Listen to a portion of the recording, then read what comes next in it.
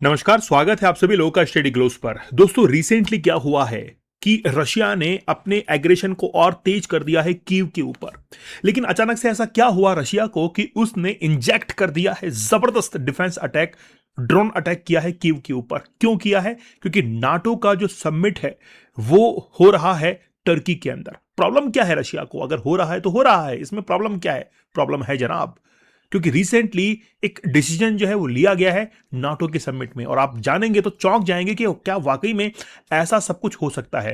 तो आज हम लोग जानेंगे कि आखिरकार नाटो क्या है, क्यों इसको डेवलप किया गया है, और ऐसा क्या डेवलपमेंट हुआ है जिसके चलते आज रशिया ने अपने अटैक को इतना जबरदस्त तरीके से कर दिया है।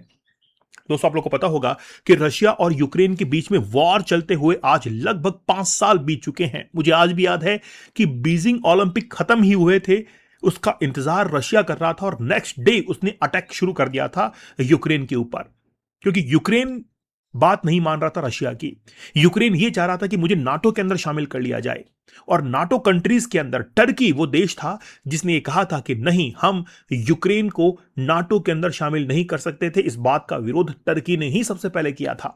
और NATO, North Atlantic Treaty Organization, जिसका जो एस्टेब्लिशमेंट है वो अप्रैल 1949 के अंदर किया गया था, जिसके हेडक्वार्टर्स ब्रुसेल्स के अंदर हैं। और बनाया इसलिए गया था ताकि जितने भी नाटो मेंबरिंग कंट्रीज हैं उनको वो प्रोटेक्ट कर सके। आगे हम लोग जानेंगे कि नाटो का निर्माण कैसे हुआ, लेकिन जब यूक्रेन का इनकार हो गया कि वो अब नाटो के अंदर शामिल नहीं होगा, तो फिर रशिया जो है वो कहता है कि देखो, अब पूरे विश्व को देखना चाहिए कि अमेरिका और नाटो कंट्रीज जो है वो यूक्रेन को एक हथियार के तौर पर इस्तेमाल कर रही हैं। साथ ही के अंदर यूक्रेन पहले तो रशिया का ही पार्ट था। क्रीमिया देखिए, 2014 के अंदर एनेक्स किया गया था बाय रशिया। तो ये सारी चीजें थी, और ये डेवलपमेंट जो है वो एक अटैक के रूप में सामने निकल कर आता है। अब डोनाल्ड ट्रंप जैसे जो दिग्गज लोग हैं वो पहुंच रहे हैं अंकारा के अंदर, ताकि नाटो के समिट को वो अटेंड कर पाए। ओके, चलिए, तो बड़ा विस्तार से हम लोग देखेंगे। अब देखिए कि रशिया जो है वो जबरदस्त अटैक कर रहा है कहां पर? कीव के ऊपर। और वो अटैक हो रहा है ड्रोन अटैक। ड्रोन से जो है अटैक किया जा रहा है। क्योंकि ये हो कहां पर रहा है? क्योंकि क्या हो रहा है कि टर्की के अंदर ये नाटो का समिट हो रहा है, इसीलिए यूक्रेन को पूरी तरीके से डैमेज करने को लगा हुआ है रशिया। लेकिन यूक्रेन ने भी रशिया को बहुत डैमेज किया है with the help of NATO countries. क्योंकि वेपन्स जो सप्लाई किए गए हैं वो सप्लाई किए किसने हैं? वो वेस्टर्न कंट्रीज ने सप्लाई किए हैं। लेकिन आज ये जो प्रोटेस्ट आप देख रहे हैं ये कहां पर हो रहा है? ये टर्की के अंदर ही हो रहा है, और खास तौर पर जो नाटो कंट्रीज टर्की के अंदर आई हैं उनके खिलाफ हो रहा है। नाटो के खिलाफ एक प्रोटेस्ट जारी है टर्की के अंदर। और ऐसा क्यों हो रहा है? क्योंकि इनको लगता है वाकई में, और ये लोग हो सकता है कि अपनी जगह सही हो, इनको लगता है कि यार पूरे विश्व में एग्रेशन हो रहा है, हर कोई देश एक दूसरे से लड़ रहा है, तो ऐसे जो मिलिट्री ऑर्गेनाइजेशंस हैं इनको, इनका खात्मा होना चाहिए। इनका निर्माण ही केवल युद्ध करने के लिए किया गया है, युद्ध जो है उसको भड़काने के लिए किया गया है। तो ऐसे बहुत सारे लोग हैं जो कि आज नाटो के समिट के पूरी तरीके से खिलाफ हैं। तो एंटी नाटो प्रोटेस्ट जो है ऑर्गेनाइज किया जा रहा है by leftist group erupt in Turkey ahead of की समिट। ओके, चलिए बात करते हैं नाटो की। तो नाटो का जो समिट है वो जुलाई में 7 और 8 जुलाई को 2026 में टर्की के कैपिटल अंकारा के अंदर होने के लिए जा रहा है। तो पहले आप नाटो को समझिए कि नाटो का निर्माण क्यों किया गया। देखिए, एक्चुअली में क्या है कि ये जो नाटो है इसकी फुल फॉर्म है नॉर्थ अटलांटिक ट्रीटी ऑर्गेनाइजेशन। 1949 के अंदर इसको बनाया गया, और हेडक्वार्टर इसके ब्रुसेल्स के अंदर है। बनाया क्यों गया? क्योंकि एक तरफ रशिया था और एक तरफ यूएसए था, और दोनों अपने आप को शक्तिशाली दिखाना चाहते थे। इसीलिए रशिया ने क्यूबा के ऊपर मिसाइलें तैनात कर दी थी, आपको पता होगा। और यूक्रेन ने सॉरी यूएसए ने टर्की के अंदर मिसाइलें तैनात कर दी थी कि हम लोग रशिया के ऊपर अटैक करेंगे, और दोनों ने एक दूसरे को न्यूट्रलाइज किया था। उस समय यूएसए और रशिया ने अपनी अपनी ताकत को दिखाने के लिए जापान को हथियार बनाया गया। वैसे गलती जापान की थी कि उसने अटैक किया यूएसए के ऊपर, लेकिन फिर यूएसए के पास में मौका आ गया कि अब रशिया को जो है वो दिखाने की जरूरत है कि हम लोगों में कितनी पावर है। और जापान के हिरोशिमा और नागासाकी के ऊपर 6 अगस्त 1945 को और 9 अगस्त 1945 को एटॉमिक बॉम्ब जो है गिरा दी गए, और यूएसए ने अपनी शक्ति को साबित कर दिया। और उसके बाद से रशिया जो है वो एक कोल्ड वॉर लड़ रहा है यूएसए के साथ में। कोल्ड वॉर मतलब कोई हथियार नहीं होगा और बातों से ही युद्ध लड़ा जा रहा है। उसके बाद में यूएसए ने यह सोचा कि हमको एक मिलिट्री ऑर्गेनाइजेशन बनाने की जरूरत है और नाटो का नॉर्थ अटलांटिक ट्रीटी ऑर्गेनाइजेशन को बनाया गया ताकि आगे जाकर ये सभी देश मिलकर रशिया जैसे बहुत सारे देशों के ऊपर अटैक कर सके। लेकिन रशिया भी इसमें पीछे नहीं था, रशिया ने भी अपना एक मिलिट्री ऑर्गेनाइजेशन बना डाला, वासेनार जिसको हम लोग कहते हैं। लेकिन फिर वो मिलिट्री ऑर्गेनाइजेशन रशिया के विघटन के साथ में ही वो खत्म हो गया 1991 में, जब बर्लिन की दीवार गिरी थी। बर्लिन की दीवार मींस की जर्मनी जो था वो दो पार्ट के अंदर डिवाइड था, वेस्टर्न जर्मनी और ईस्टर्न जर्मनी। जैसे ही वो डिवाइडेशन खत्म हुआ उसके बाद में रशिया जो है बिखर गया और रशिया से कुल 15 देश अलग हो गए और रशिया की ताकत जमीन के ऊपर आ गई और यूएसए वर्ल्ड लीडर बन गया, पूरे विश्व का सरताज बन गया। आई थिंक आप समझ रहे होंगे।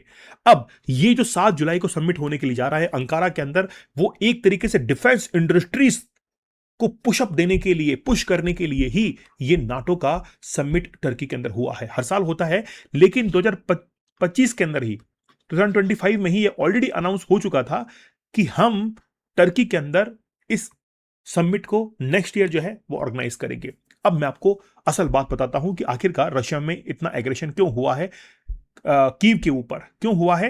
क्योंकि रिसेंटली जितने भी नाटो अलायंस कंट्रीज है उन्होंने कहा है कि हम लोग 5% हिस्टोरिक डिफेंस इन्वेस्टमेंट जो है उसको इंक्रीज करेंगे ताकि हम लोग डिफेंस प्रोडक्शन बढ़ा सकें और कॉर्पोरेशन एंड जॉइंट प्रोक्योरमेंट जो है इसको बढ़ा सकें। अब इससे क्या होगा, 5% बहुत ह्यूज होता है।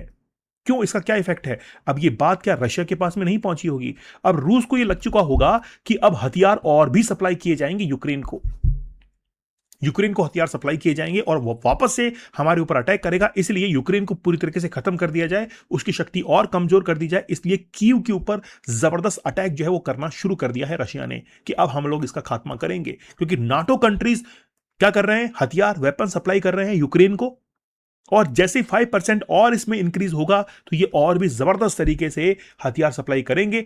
मॉडर्न जो डिफेंस इक्विपमेंट है उनका सप्लाई होगा और रशिया का मुकाबला होगा। तो रशिया ने सोचा कि क्यों ना पहले ही हम लोग जो है इसको क्या कर दें, डिफेंड कर देते हैं।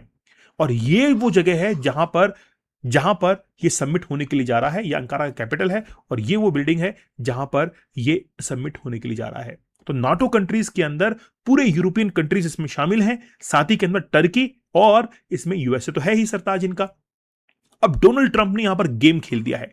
डोनाल्ड ट्रंप या फिर अमेरिका हम लोग कहें, पूंजीवादी देश है, पैसा कमाना इसका मकसद है, इसीलिए इसने कहा कि हमको तो हथियार सप्लाई करने हैं। तो 5% इन्होंने डिफेंस इक्विपमेंट को बढ़ाने के लिए जोर अब दे दिया है। आप देखिए कि डोनाल्ड ट्रंप ने इजराइल को हथियार सप्लाई किए और डोनाल्ड ट्रंप ने यह भी कह दिया, सीरिया से यह कहा था कि सीरिया अटैक करेगा लेबनान के ऊपर और लेबनान के अंदर जो हिजबुल्लाह है उसके ऊपर अटैक करेगा। क्यों, अगर सीरिया अटैक करेगा तो आपको पता है कि बशर अल असद जो है ना, इसको हटा दिया गया था। तो सीरिया जो है, सीरिया को हथियार सप्लाई करेगा यूएसए और उससे अटैक होगा लेबनान के अंदर हिजबुल्लाह के ऊपर। बस यही तो मकसद था कि हथियारों की खपत जो है वो होनी चाहिए। साथ ही के अंदर इजराइल को देखिए, इजराइल को हथियार दिए ताकि वो लेबनान के ऊपर अटैक कर सके और हिजबुल्लाह के ऊपर अटैक वो कर सके। और यही तो ट्रंप जो है चाहता है। ट्रंप ने और क्या रणनीतियां, मतलब पूरी अमेरिका ने क्या रणनीतियां सोची है कि हमारा जो डिफेंस इक्विपमेंट है वो हर देश के पास में होना चाहिए, इनकी हथियारों की खपत होनी चाहिए। तो इन्होंने मिलकर अब ये नया रोड मैप तैयार किया है कि हम लोग हथियार और बढ़ा लेंगे। अब 5% तक, 5% जो है हमारा इन्वेस्टमेंट बढ़ा लेंगे। कभी तो ये लोग बात करते हैं कि कोई भी न्यूक्लियर जो है डेवलपमेंट नहीं होना चाहिए ईरान के अंदर। अगर न्यूक्लियर बन जाएगा तो फिर वो पूरे विश्व के ऊपर राज करेगा और न्यूक्लियर जो है अटैक कर सकेगा। तो फिर ये कौन सी शांति का संदेश है बताइए? अगर इनको करना होता, ये कहते हैं कि नहीं, नाटो के अंदर आपसे 10% कम इन्वेस्टमेंट किया जाएगा, तो ये लोग खुद जो है वो युद्ध को आगे बढ़ाने के अंदर सरताज बने बैठे हैं। इसलिए पूरे विश्व के अंदर आज अशांति अगर कोई फैलाने वाला देश है तो वो है अमेरिका, अमेरिका, अमेरिका। और मैं इस बात से पीछे नहीं हटूंगा। 250 डेज यानी 250 ईयर्स आज अमेरिका को हो चुके हैं। 76 से लेकर 2026 तक 250 साल आज अमेरिका के आजादी के हो चुके हैं। 4 जुलाई को यह हुआ था, 4 जुलाई को। अब इस पे क्या हुआ देखिए, डिप्लोमेसी। आप देखिए कि जब 25th एनिवर्सरी मनाई गई उस समय यूक्रेन ने भी बधाई दी ट्रंप को और व्लादिमीर पुतिन ने भी बधाई दी है ट्रंप को। सोचिए, देखिए, खुद ट्रंप ये सोचता होगा कि यार हमने दोनों को लड़वा दिया और हमको आराम से जो है सेलिब्रेशन का एक मौका मिल रहा है, हमको बधाइयां मिल रही है कि 250 साल कंप्लीट कर लिए हैं। ठीक है ना? तो बात क्या है, पावर अट्रैक्ट्स पावर। यूएस इतना पावरफुल है, फिर भी आज रशिया जो है उसको ग्रिटिक्स दे रहा है। ओके, तो कुल मिलाकर बात यह है कि नाटो कंट्रीज अब अपने अटैक को और भी जबरदस्त तरीके से करने वाली है। दोस्तों, हमारा 50 डेज का चैलेंज अभी लाइव चल रहा है। You must join. ट्रैक कीजिए अपनी प्रोग्रेस को कि कहां पर आप लाइव करते हैं, कितना फोकस है, कितना कंसंट्रेट है आपका, तो आप जरूर इसको एक्सेप्ट कीजिए। इससे पहले मैंने 75 डेज का हार्ड चैलेंज और 100 डेज का हार्ड चैलेंज भी आपको करवाया है, तो बहुत मेहनत इसके अंदर लगती है। आप लोग मुझे टेलीग्राम दीपक इंदुरा ऑफिशियल पर जरूर ज्वाइन कर लीजिएगा। तो मिलते हैं आप लोगों से नेक्स्ट सेशन के अंदर। तब तक धन्यवाद। Thank you.